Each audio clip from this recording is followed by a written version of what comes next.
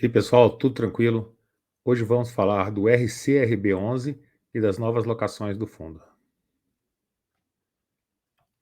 Então, a Rio Bravo, né, que é a gestora do fundo, a administradora do fundo, ela lançou um fato relevante, falando que o fundo celebrou 2 novos contratos de locação do imóvel para o conjunto 84 do edifício Jatobá e o conjunto 54 do Continental Square Faria Lima, né? Então, essas 2 novas locações fizeram com que a vacância do fundo passasse de 12,77 para 11,97. Então, outra informação importante aqui desse fato relevante, né, é que já foram realizadas 14 novas locações em ativos do fundo, né? Então, a gestão está trabalhando forte esse ano, já conseguiu 14 novas locações. E vamos para os números aqui, né? Os principais números aqui do fundo da Rio Bravo, né? O nome dele antigamente era FFCI 11, em 2019 ele mudou para RCRB 11. É um fundo de escritórios, né, da Rio Bravo. Ele tem uma taxa de administração e gestão de 0,7% ao ano, então é menor do que muito fundo de laje, então a taxa em si ela é atraente. Gestor da Rio Bravo. Patrimônio líquido do fundo de 767 milhões, então ele é um fundo que não cresceu muito, apesar de ser um fundo já bastante antigo, né? Ele não cresceu muito. Então ele nasceu como um fundo de gestão passiva, né? E hoje é um fundo de gestão ativa. Então ele tem os principais objetivos dele, né? São lajes corporativas, investir em lajes corporativas, em vagas de garagem relacionadas aos imóveis investidos e também qualquer outros empreendimentos, né, destinados à atividade comercial. Então ele tem em torno de 28 mil cotistas. A gente vai ver que ele perdeu um pouco de cotistas. Ele tinha 30 e poucos mil até pouco tempo atrás e hoje está com 28 mil cotistas, né? Então a tese de investimento no fundo é participação relevante nos imóveis. Então eles querem ter uma participação de relevância nesses imóveis. Esses imóveis, eles dão foco mais na localização, ou seja, eles querem uma localização mais central, mais premium, né? Imóveis performados. O que é imóvel performado? Que já está pagando aluguel, né? Eles não querem desenvolver. Qualidade dos ativos, né? Então, eles querem ativos de uma qualidade melhor. E aí, eles possuem hoje no portfólio 9 ativos, 42 mil metros quadrados, né? A vacância física do fundo está em 13% e a vacância financeira em 24%. E o que isso nos diz, né? Ocupado, né, existe 87% dos espaços, 13% está desocupado, essa é a vacância física. A vacância financeira, por que ela é maior do que a física? Porque imóveis que têm, digamos assim, um valor de aluguel mais elevado por metro quadrado, eles estão vagos, né? Então, ele tem um potencial de gerar mais retorno, né, caso esses imóveis, né, que têm preço por metro quadrado mais elevado de aluguel, eles sejam alugados aí pela gestão do fundo.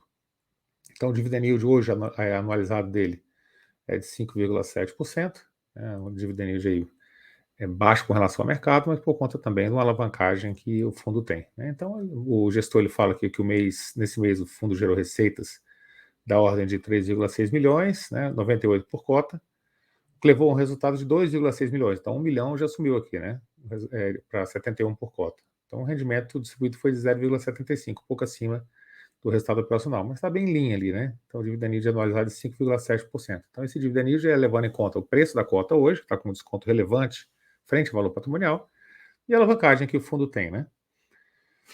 Então, a distribuição de rendimentos no segundo semestre passará por um aumento progressivo gradual. Então, eles deram guidance falando que vão aumentar a distribuição do fundo.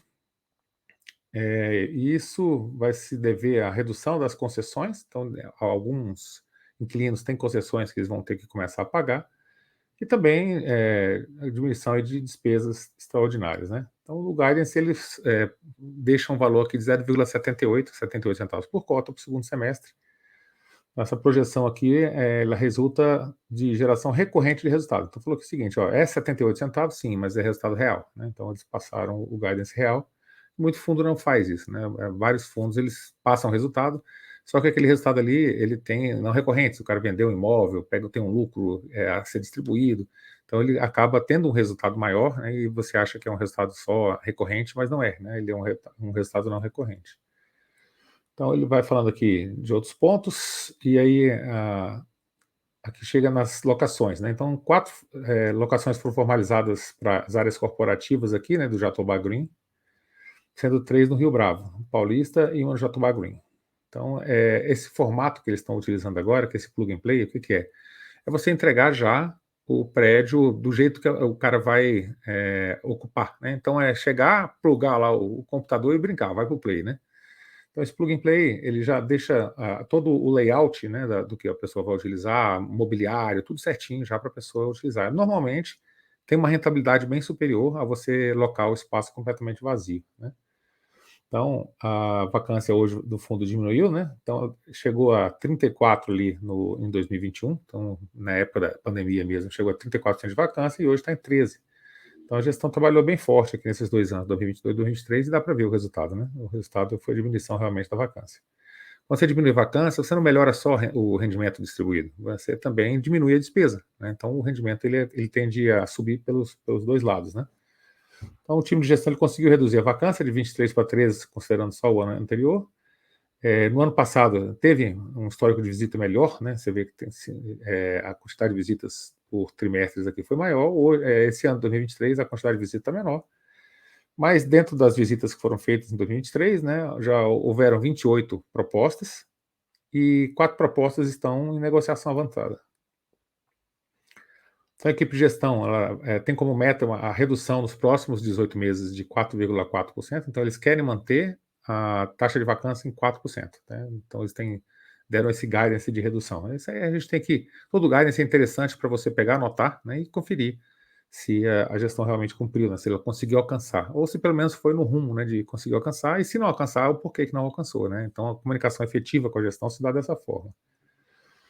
Então, considerando que eles atingirem nessa meta, né, de vacância, os rendimentos do fundo têm potencial para ir a um pouco mais de R$ 1 por cota. Né? Então, eu sei que eles colocaram aqui, né, de acordo com o guidance.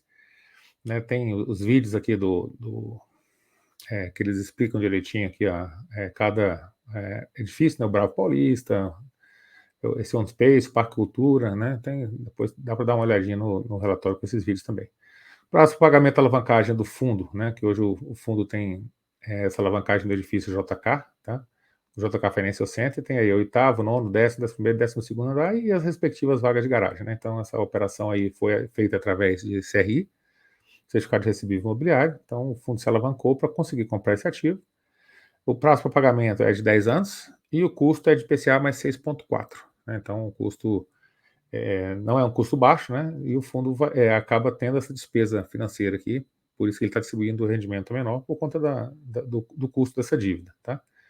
O nível de alavancagem não é muito grande, está em 14% com relação, 14,31% com relação ao patrimônio do fundo.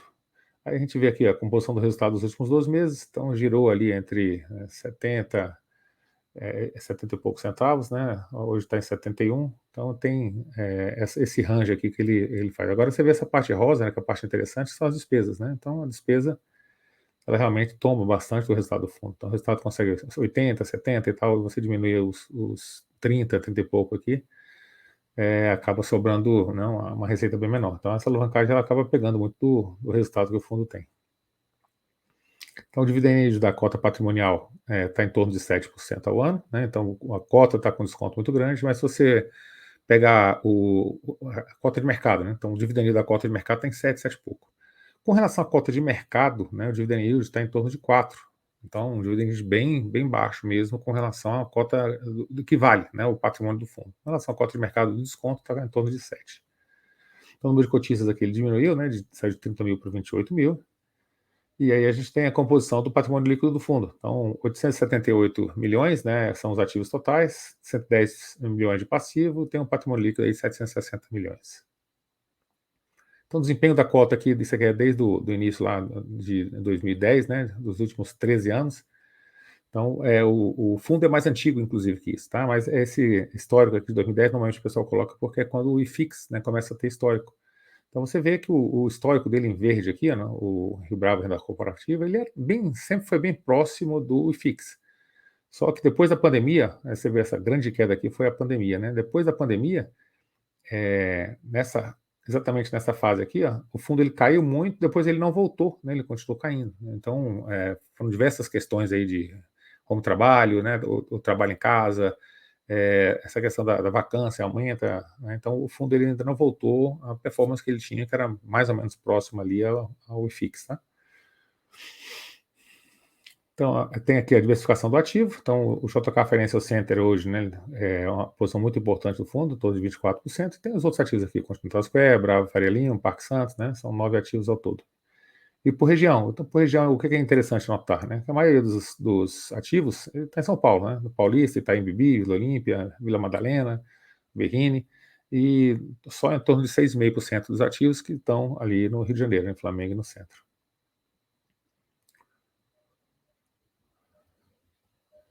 Então aqui tem informações sobre portfólio e vacância, né? Então aqui é a vacância histórica de vacância do fundo de 2021 para cá, né? Então saiu dos 34% para os atuais 13%. Então, São Paulo, com a vacância sempre aqui mais baixa do que o Rio de Janeiro, então a vacância do Rio de Janeiro bem mais elevada. E é isso, aqui tem um pouco do histórico do fundo. Tá? Então, a Rio Bravo assumiu a gestão do fundo em 2008, mas olha o início do fundo aqui, ó, 1999, então o fundo já bem mais antigo. Então, em 2008 foi aqui, e vamos ver quando é que foi a gestão ativa. A gestão ativa foi só em 2009, tá? Então é um fundo que começou a gestão ativa em 2009, 10 anos depois. Ele começou realmente como gestão passiva. Então, se o fundo ele conseguir entregar, né, essa questão da diminuição da vacância, ele deve subir um pouco os rendimentos. Então, o fundo está numa crescente, então ele caiu muito mais do que o restante do mercado. Então, você vê que ele vinha em linha com o IFIX, mas depois da pandemia ele degringolou, né? Ele caiu muito mais do que o restante dos ativos, comparativamente à média do mercado. Então, isso aconteceu muito com os shoppings, né, que ficaram sem renda, aconteceu muito com os escritórios que ficaram sem renda, e normalmente esses ativos que caíram mais, né, do que o restante do mercado, eles tendem a performar melhor num segundo momento, né, um momento de recuperação. Tá? Então é isso que a gente tinha para hoje sobre o FII RC-RB11, né, que é o FII de lajes corporativas tocado e gerido pela Rio Bravo. Um grande abraço, fique tranquilo.